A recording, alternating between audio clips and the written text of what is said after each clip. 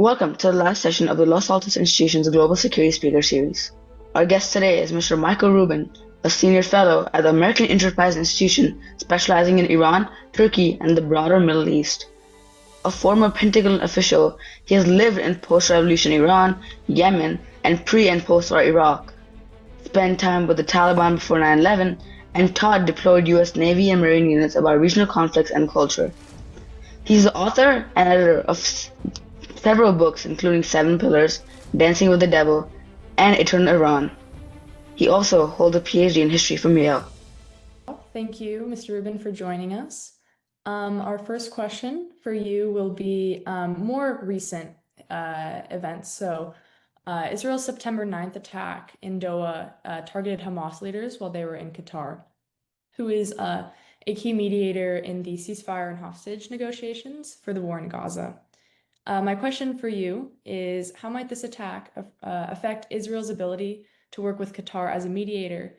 And could it also subvert Israel's broader diplomatic relationships and long-term regional strategy? Well, certainly, it seems that Israel's no longer going to be able to use Qatar as an effective mediator. Israel's concern with Qatar, and not just Israel's concern, is that Qatar was never a neutral mediator, but rather was sort of like the arsonist who moonlighted as the volunteer firefighter. When you have a mediator, it's important not to have a mediator that wants to see you lose and the other side win. There's also a danger with diplomatic processes in which those involved lose sight of the forest through the trees. So keeping the process alive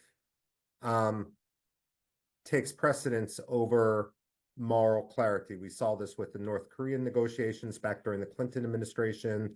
We've seen this with Iran over the years. We see this here. It should be a pretty black and white issue. Hamas released the hostages, period. And Qatar, unfortunately, seemed to be subverting that. Israel's main problem was they missed. And now they have to actually address the ramifications of that. The United States was sitting on the fence.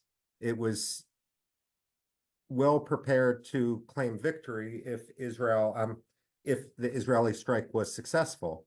But now, since it's become a diplomatic mess, a diplomatic embarrassment, the United States is washing its hands of the situation. Many Qataris, and I speak to them often, are openly questioning why none of the billion-dollar-plus anti-aircraft systems that the United States had given Qatar had actually gone off, had worked in any sort of way, shape, or form during this attack. There are other mediators out there, and we will see what will happen. When it comes to Israel's standing, of course, I think the way the Israelis are approaching this is in for a penny, in for a pound.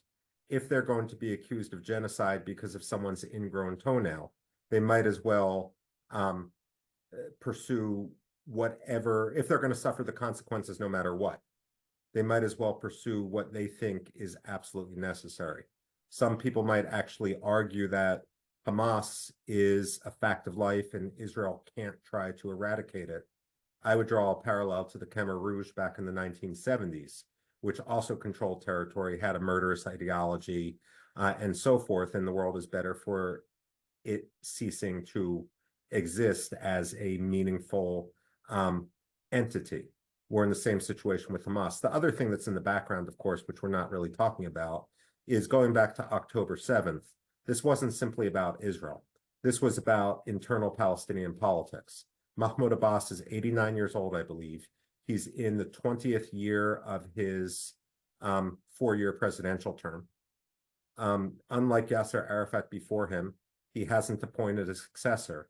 And what Hamas was doing on October 7th was killing multiple birds with one stone. It was timed to the anniversary of the Yom Kippur War, the 1973 war. It was timed to try to undercut the Abraham Accords. But first and foremost, it was timed to a Jewish holiday, but again, it was also timed to try to have Hamas make a push on Palestinian leadership because we're about to have a vacuum, not only in Gaza, but in the West Bank as well, once Mahmoud Abbas dies. Thank you for your response. Something a little bit more broad, following up on that last question, is what does the sort of end game look like in Gaza, and more specific to how the US plays a role in that and its most practical outcome? Look, most of the criticism that people have of Israel and the policy community is a lack of clarity over the end game.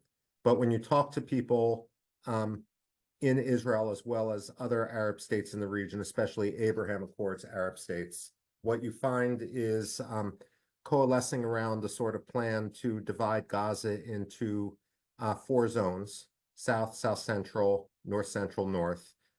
Imagine Berlin after World War II, where you might have the Israelis have security control over checkpoints in between the 4 zones, and then you would have different powers, not the United Nations, take charge over the reconstruction of each of the 4 zones. So maybe the United States over one, France over another, the United Arab Emirates over a third, and so forth. And the idea would be that it's a lot easier to basically construct and reconstruct without allowing corruption to siphon off all the money if you're dealing with smaller entities.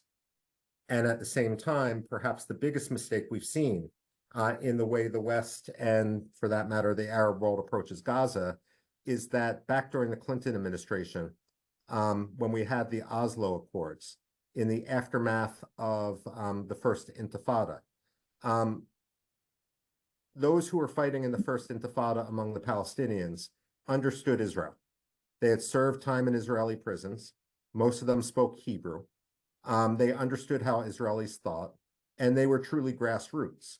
But Dennis Ross, who had served in the George H.W. Bush administration and then had taken charge of the peace process during the Clinton administration, believed that it would be easier to reach an agreement, frankly, with a dictator. And so he revived Yasser Arafat, who, of course, is Egyptian, was an Egyptian army officer, was born in Egypt, brought him back from Tunisia, and implanted him in the Gaza Strip.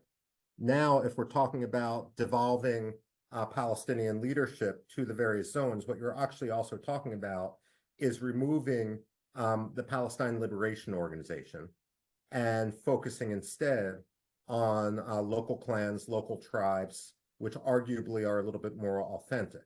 And so also in the background to this, of course, is the former Palestinian Authority security chief, Mahmoud Dahlan, who I believe is now in the United Arab Emirates, but is actually a native Gazan.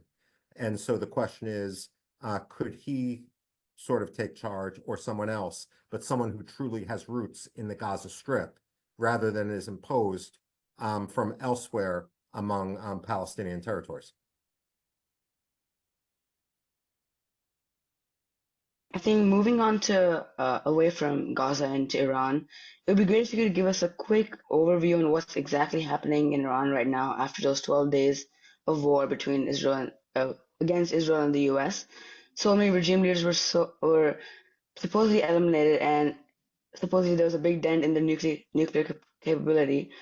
Now that the dust is settled, is the Iranian regime weaker or stronger, and what's the path ahead for the U.S. dealing with this? The Iranian regime is weaker, but it's not all about the attack. I mean, we can't make it all about us. What's dominating the headlines in Iran right now is the water shortage, where you actually have water rationing in Tehran and major cities, even though that water for public consumption, drinking water, only represents, I think, 3 to 6% of Iranian water needs, and the government can't even get that right.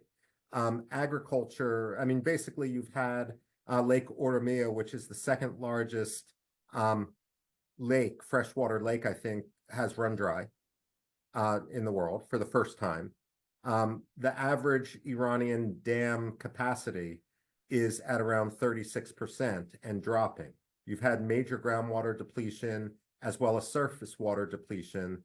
And while the Iranians will recycle about 15% of household wastewater, the average for Turkey, Israel, the United Arab Emirates, Saudi Arabia, Qatar is upwards of 90%. And so you really have a crisis which doesn't seem to be getting any better. At the same time, this month, we're going to see snapback sanctions take effect inside the Islamic Republic of Iran, and the Iranian currency is already plummeting because of that to historical lows. And within the Iranian leadership, you have a number of people who are basically arguing to Ali Khamenei that, look, you've got to make concessions. We can't actually survive this. Hardliners are actually making this argument as well, and Khamenei simply isn't listening. He's taken a hit to his legitimacy because basically he's been hiding since the Israeli strikes in June. At the same time, however, perhaps he believes he can simply outlast the crisis because if you have a new administration, maybe we could go back to the same old pattern in which the Iranians will focus down on details and basically just drag the process out, play for time. The other issue that's going on, of course, is, look, one of the problems we have in the United States across administrations, doesn't matter Democrat or Republican, we tend to calibrate our policy towards the status quo. We tend to be very reactive. We don't tend to be proactive. But as I mentioned with Mahmoud Abbas, who's 89 years old and a chain smoker and no clear successor, we have a similar situation with Ali Khamenei, who is 86 years old. He's partially paralyzed from a 1981 assassination attempt. If you Google Ali Khamenei 1981 assassination attempt, you can see it on YouTube. And he's publicly acknowledged having had cancer in the past. The New York Times had published photos, for example, of Hassan Rouhani, the former president, visiting Khamenei in the hospital where he was being treated for prostate cancer.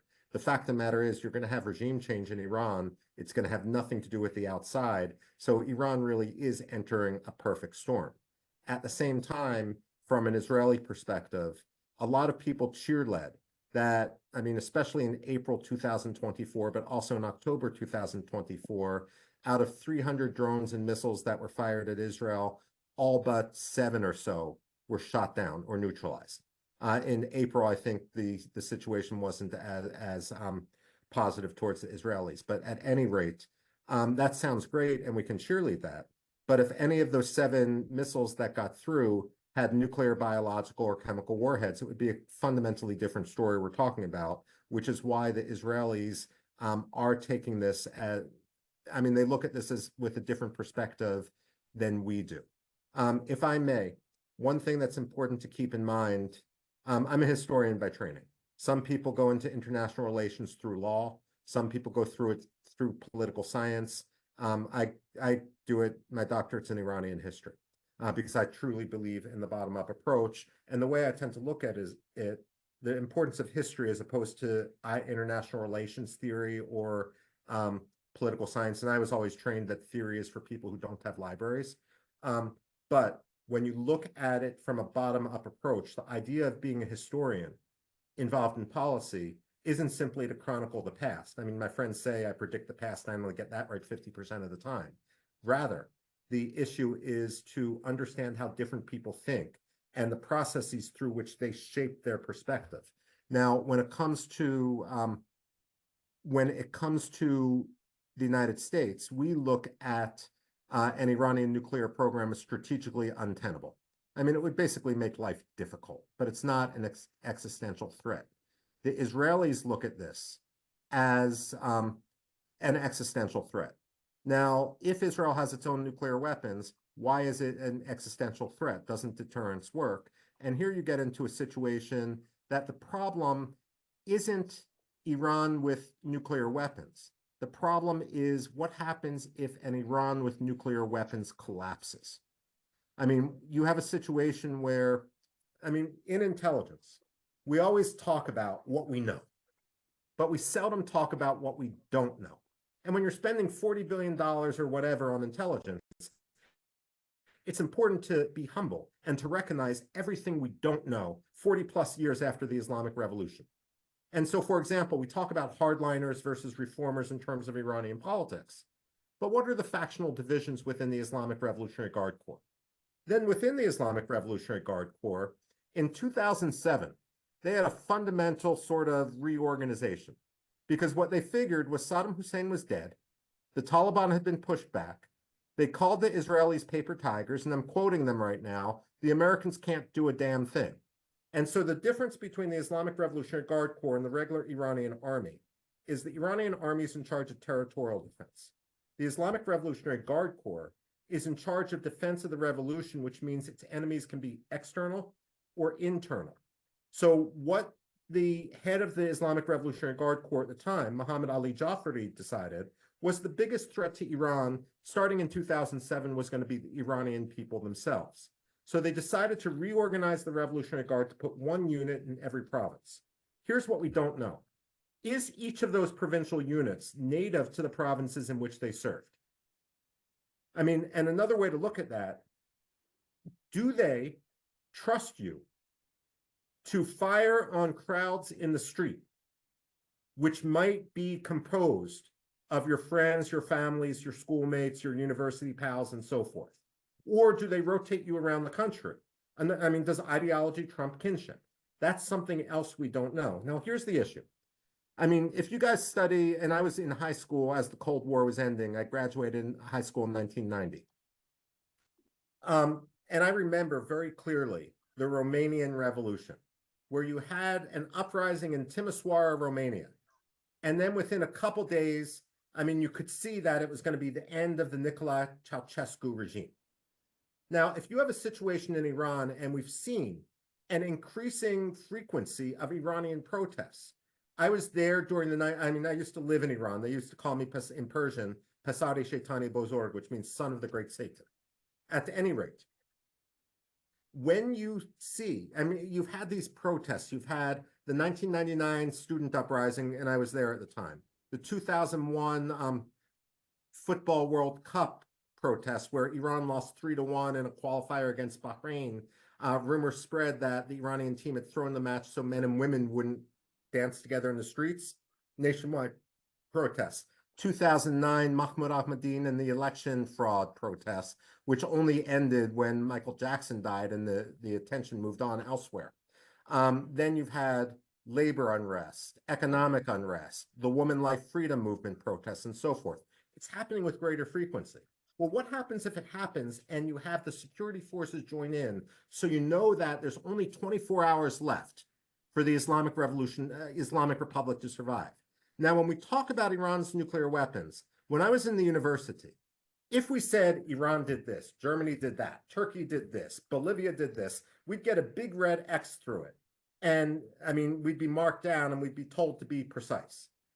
Who in Iran is doing what?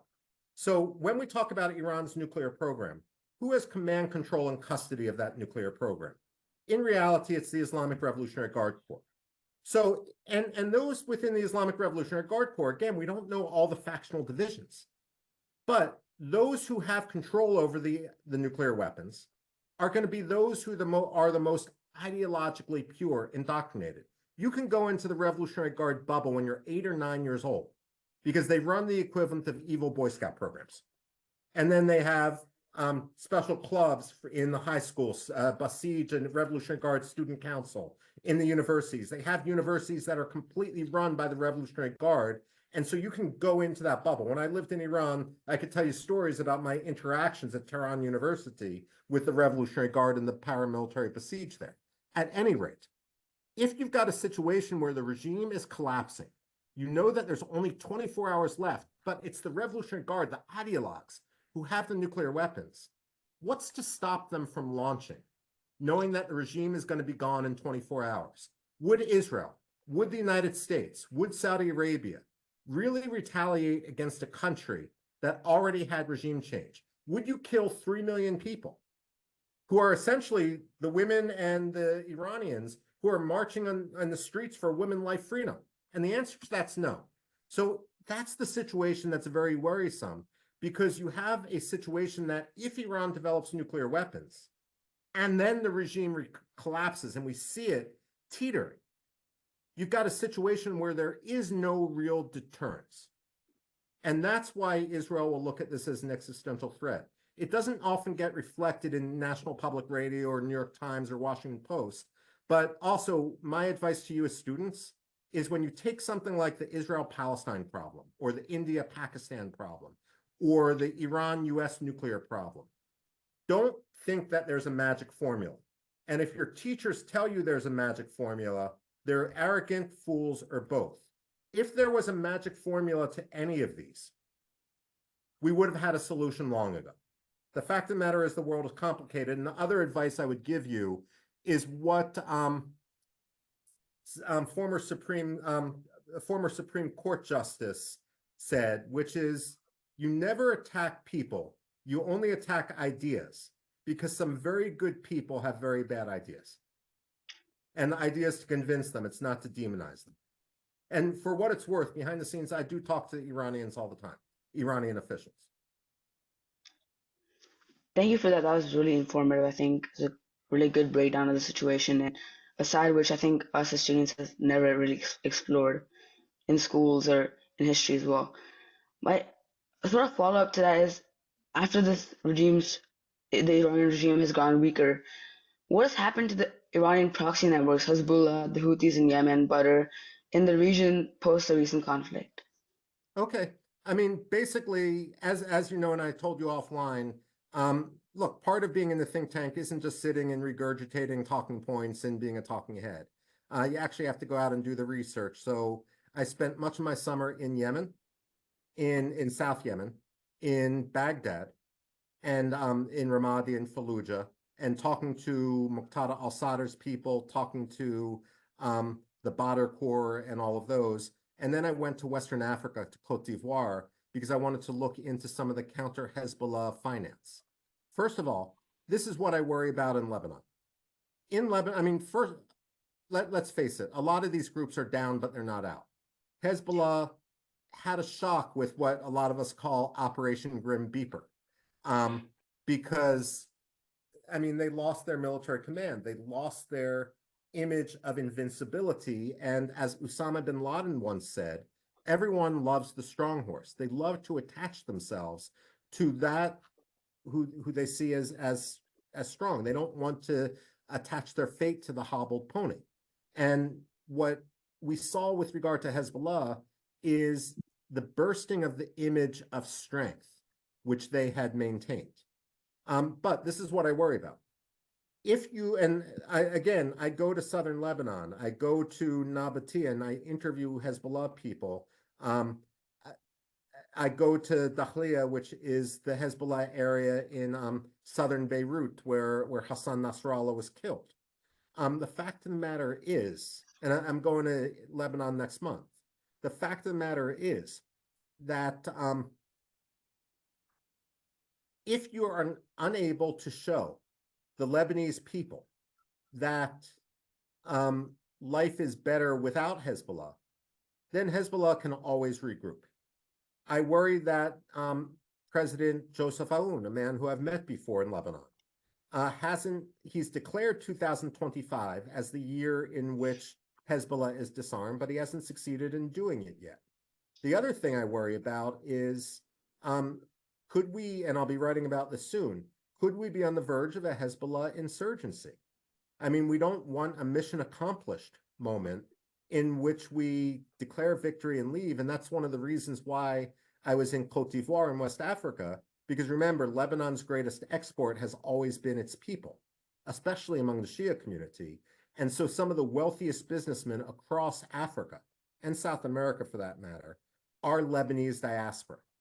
And there's always a concern about money laundering. So what are we doing to actually uproot the financial networks that supply Hezbollah?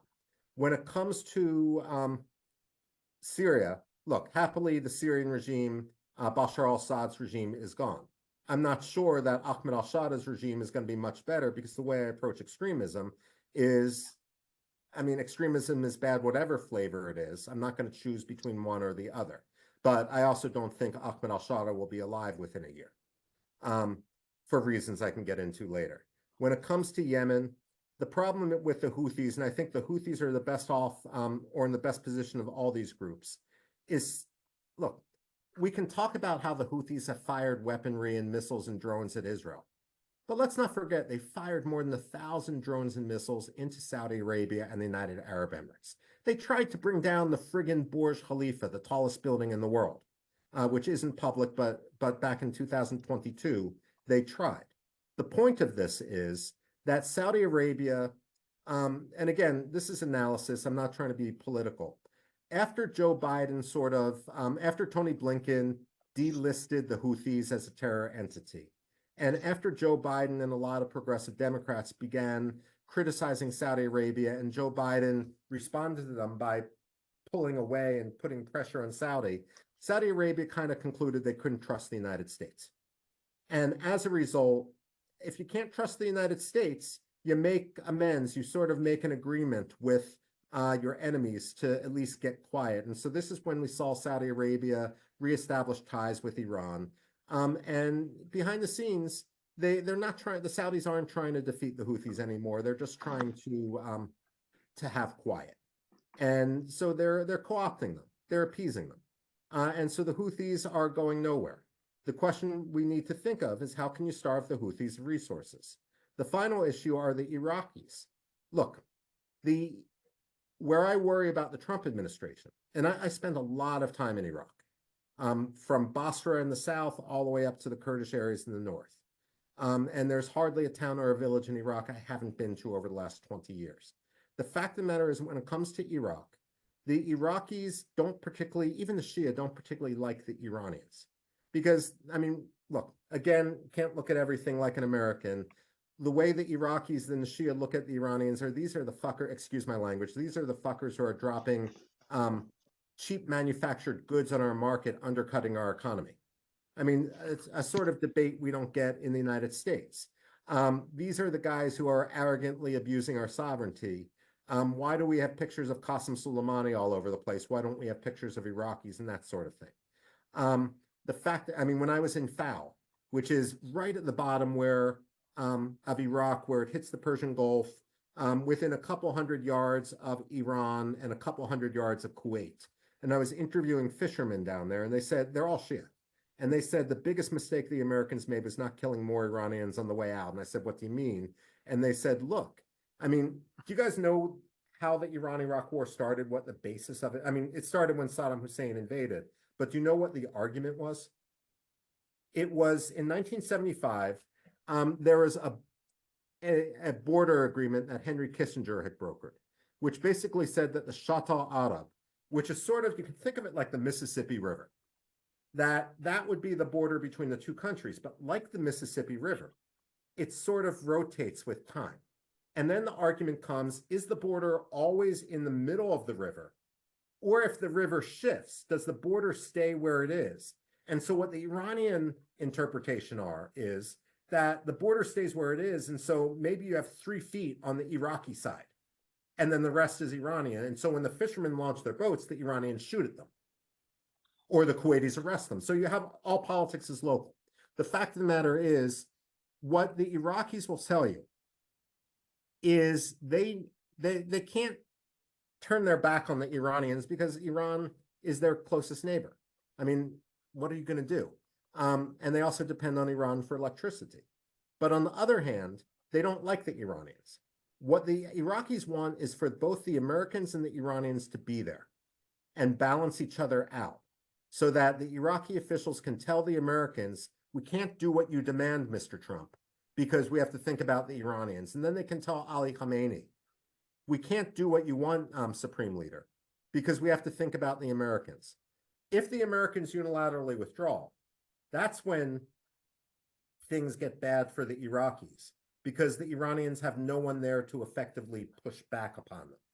And so what we've seen recently is the Iranians, Prime Minister Soudani, again, I know him personally, was able to shut down. I mean, you didn't really see much of a response from Iraq when the missiles started flying between Iraq and Israel. Between Iran and Israel. They just wanted to stay out of it.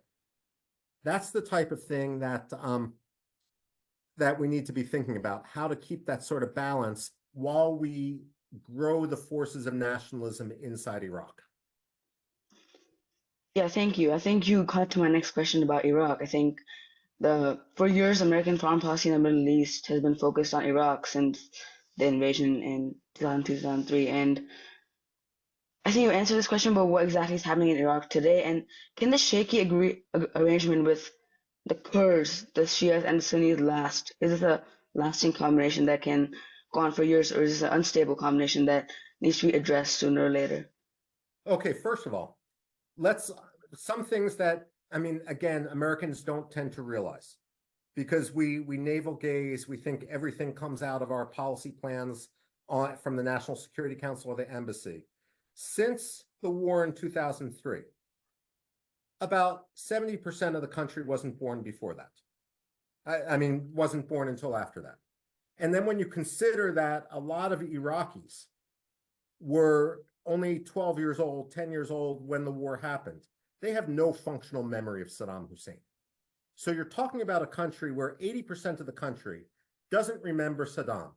And increasing numbers of people in the country don't remember or have personal interaction with the American-led occupation. And this creates an interesting dynamic which we need to be aware of. Basically, the culture in Iraq has fundamentally changed.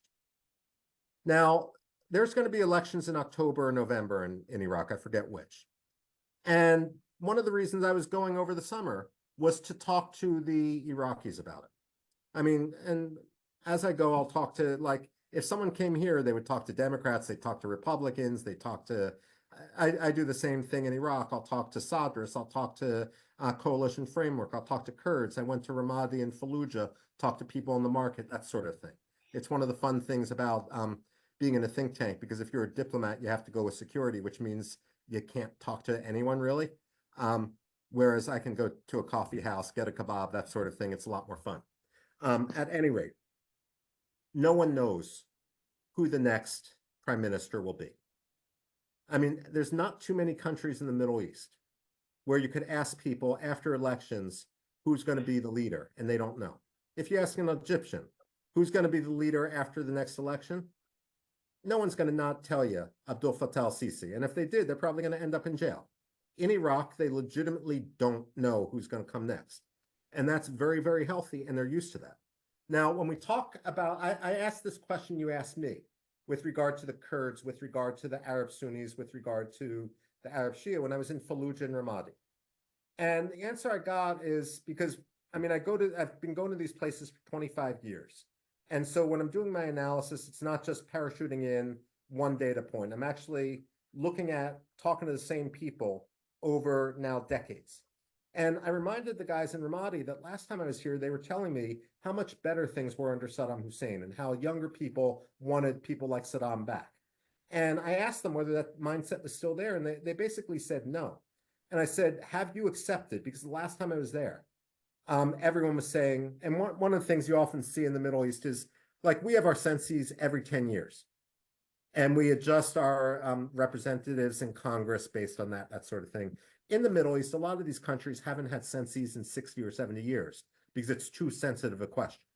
Now, so when you talk to Iraqis and you say, what proportion of the population is your group?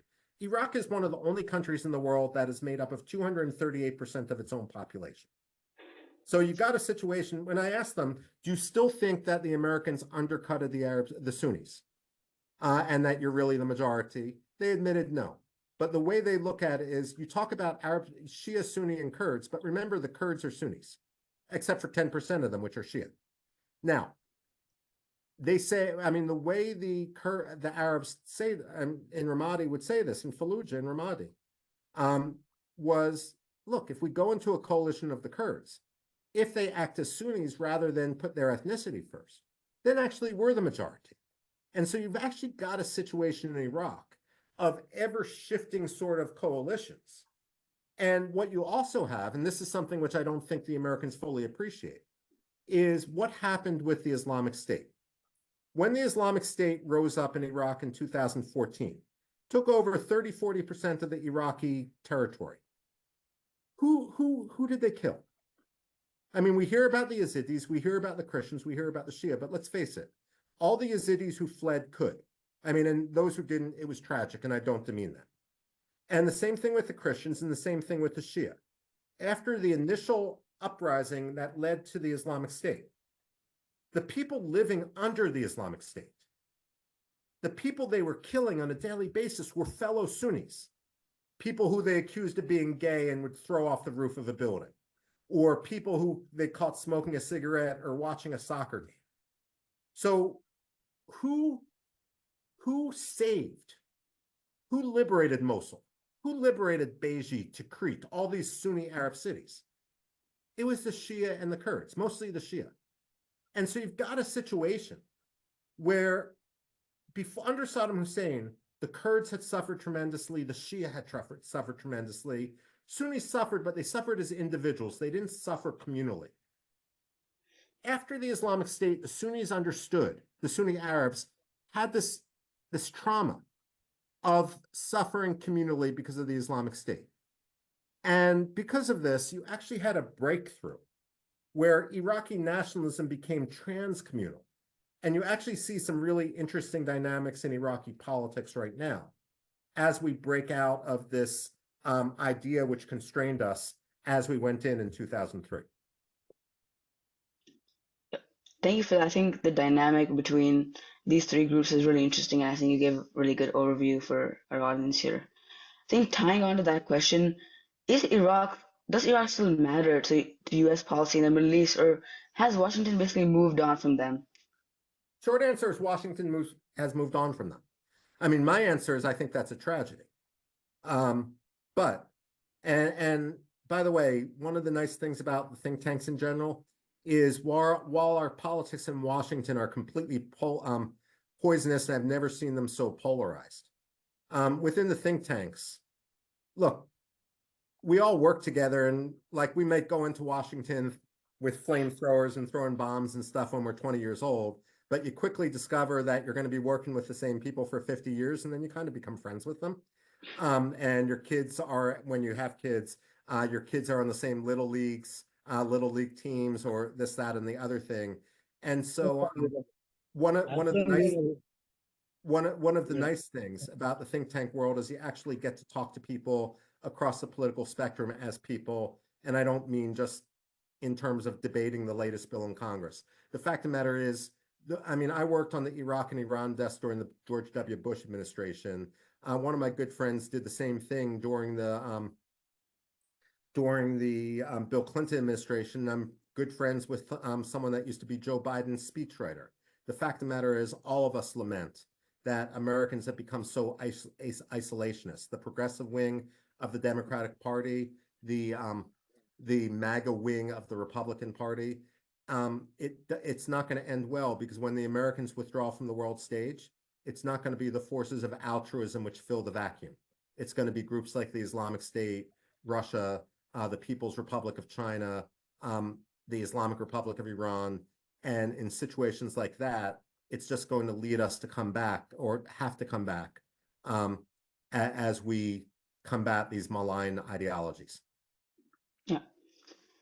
I think thank you for that response. I think I'm going to move on to Turkey, which has emerged as a strong power in the Middle East, especially as Iran weakens.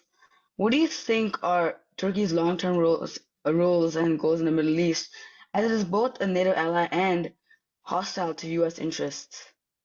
Look, there's a joke that Turks tell. First of all, you guys know that Erdogan put an $800,000 bounty on my head. So I'm formally listed as a terrorist by Erdogan for having criticized him and that sort of thing. And there's a joke Turks tell. And by the way, my advice to you, if you end up doing policy work, whether you're in government, whether you're in the think tank, whether you're in the private sector, always pay attention to local humor, because it really does give insight into society. The Turks tell a joke about a Turkish professor who makes a tweet that Erdogan doesn't like, and he gets sentenced to 20 years in prison. And on his first day in prison, Silivri prison in Istanbul, he's got 20 years with nothing to do. He goes into the prison library, and he goes to the prison librarian and says, "Do you have any of these books? I have 20 years can I have any of these books on the list? And the prison librarian looks over that list really carefully and says, oh, I'm so sorry. We don't have any of these books. We only have the authors. The fact of the matter is, Turkey has fundamentally changed. When I lecture for policy audiences, this statistic comes from the Turkish Interior Ministry. It's not an outside statistic. It's not an NGO statistic. Since Recep Tayyip Erdogan came to power, the murder rate of women inside Turkey has increased 1,400%. Because there's a sense of impunity when it comes to honor crimes and that sort of issues. The point is that we've got a real problem with Turkey. Why can't we just kick them out of NATO? The answer is that there is no mechanism within NATO to kick out a wayward member. In the past, we've had France remove itself from the command structure, Greece as well, but they both did so voluntarily. What makes matters worse is that NATO works by consensus. So Turkey has a de facto veto. So the policy question then becomes, look, polemically, we can say, kick Turkey out of NATO. They don't belong anymore. But if you can't do that, the devil's always in the details. How do you deal with the reality of where Turkey is right now? My response is, well, let's look at how we did some things during the Cold War, precedents within the Cold War, within NATO during the Cold War, where when it came to responding to the Berlin crisis, the United States quietly worked together with the United Kingdom, Germany, and France at the time, I believe. We were worried what Portugal and Spain would do, that sort of thing. And then once we came to a consensus among ourselves, then we presented the plan to others. We also have I mean, if any of you have ever done internships or anything, and you're in high school, so I doubt it, where you use classified information, you have different categories. It's not just like confidential, secret, top secret, SCI, secure compartmentalized information. You also have no foreign, or you have Five Eyes only. Five Eyes means you can share it with the Australians, the Canadians, the Brits, I forget who else. The point is that why don't we have a classification system where we have everyone but Turkey, and sort of put Turkey in the corner with the dunce cap on. The Organization for Security and Cooperation in Europe has created a system of consensus plus minus one, where, and this came into play when it came to Kosovo and that sort of thing, or when it came to North Macedonia, when you have a situation where you really need to take action, but one country standing in the way, you basically just put that aside. Can we do something like that with NATO?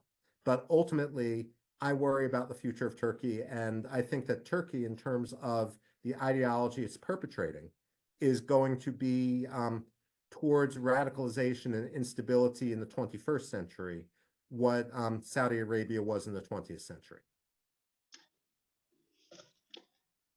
Okay, I think just recently, Jilani, Abu Muhammad al-Jilani, was appointed as the leader of Syria with a very unlikely coalition of the US, Israel, and Turkey who supported him to counter Russia and Iran. How long do you think this experiment will last in Syria? I think you mentioned that you expect him not to stay for long. And how is this going to work in general? I think it's just a broad question. Okay, I mean, basically, I think the guy's toast. And this is the reason. First of all, let's face it, he's a Turkish proxy. He was a Turkish investment, and now a lot of foreign policy is money. The big money is in reconstruction of Syria. And so by putting Jalani in place, the various, Turkey expects its payoff, its investment to pay off. And so they want the contracts, the billions and billions of dollars in reconstruction contracts, to flow to Turkish firms. And perhaps Donald Trump wants the same thing, which is why he's acting the way he's acting. Here's my concern analytically. I had a friend who drove from Erbil to Damascus right after Jalani took over. And between Deir ez-Zor in northeastern Syria and Damascus, for 160 kilometers, 100 miles, there was not a single Hayat Tahrir al-Sham checkpoint. Now, when we think about this, when Hayat Tahrir al-Sham Ahmed al-Shada's organization took over Damascus. It had, people estimate, between 30 and 40,000 men under arms. Now, of those 30 to 40,000 men under arms, not all of them actually cared for the path that Ahmed al-Shada was taking. I mean, let's say he was sincere about turning his back on al-Qaeda. Not all of them followed suit. Now, the reason why there was no checkpoints for over 100 miles in a country like Syria, that's a disaster, was because there weren't enough people in Hayat Tahrir al-Sham. So since he took Damascus, you had about 80,000 more people brought into the organization. You can't do background checks on those 80,000 more people. A lot of them are doing it for the paycheck. They're not necessarily loyal to the man. Now, what Ahmed al-Shada is doing by pivoting and trying to cooperate with Israel, that sort of thing, is trying to balance out the Israelis and the Turks. But just as important are the Saudis and the Emiratis. And so you've got a situation that if he pivots too much towards the Israelis and sort of a rapprochement with them, or with the Emiratis, and this is represented in some of the issues with the southern tribes, then the Turks are liable to whack him. I mean, to kill him, because they look at this as their investment.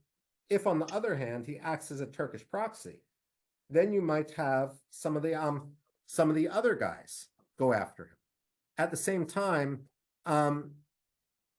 there are, I mean, I'll be going to Damascus next month as well, but most of the time I spend in Syria, I actually spend in the northeast with the Kurdish forces. And one of the big questions is, how do you integrate the Kurdish forces? Now, what Jalani has said is that he's not going to integrate them as a unit. They're live. I mean, they have to put down their arms and then they can join as individuals. And that may sound good, but Jalani had accepted the Uyghurs and others who were basically there having defected from al-Qaeda and have nothing to do with Syria. He integrated them as cohesive units inside the Syrian army. And so that itself is also causing a problem. So, I mean, basically, you just have so many unknowns in Syria right now. The story isn't over. And remember, Ahmed al-Shada is just interim. He's trying to create facts on the ground, but that simply gives everyone who opposes him, who recognizes this, an incentive to act early before their window of opportunity closes. Thank you. I think that gave a good overview. I was generally very confused because this guy, Jelani's an ex-jihadi guy. He has ties to Al-Qaeda. I think the last question from my side would be, just yesterday we've seen Saudi Arabia and Pakistan signing a defense pact. Are we seeing a start of an Islamic NATO? And does it effectively place Pakistan nuclear bomb into Riyadh's hands? It's a great question. And this is what policymakers are going after right now. My own take, and I mean, last time I was in Pakistan, I think was 2020. They're not going to, with some of the stuff I've written lately, they're not going to give me a visa anytime soon.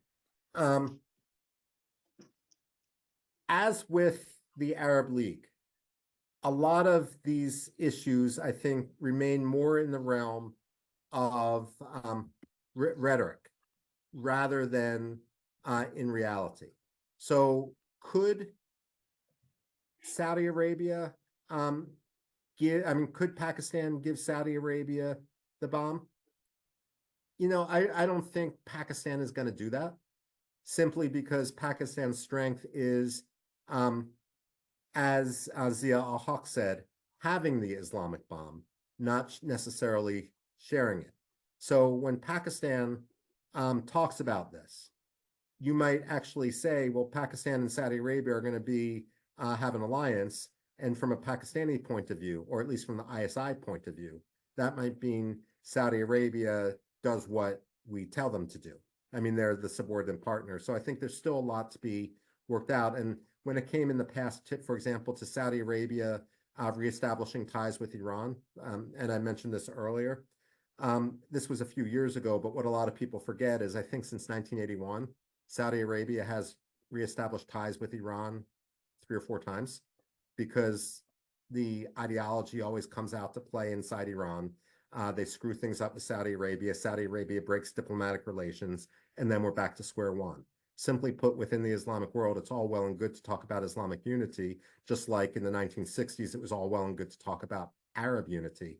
But let's face it, anyone that knows the Middle East or the Islamic world knows that the differences can loom pretty large, and that this notion that there's a single source of identity is simply wrong. If we want to look at Pakistan itself, I mean, it's all well and good to talk about Pakistan, but once you're in Pakistan, then you're talking about the Sindhis and the Pashtuns and the Baluchis all complaining about the Punjabis. The whole reason Bangladesh seceded back in 1971 was because of ethnic differences in what was supposed to be a state of Islam, an Islamic state. And so count me dubious. Thank you for joining us. We hope that Mr. Rubin's insights have deepened your understanding of the Middle East.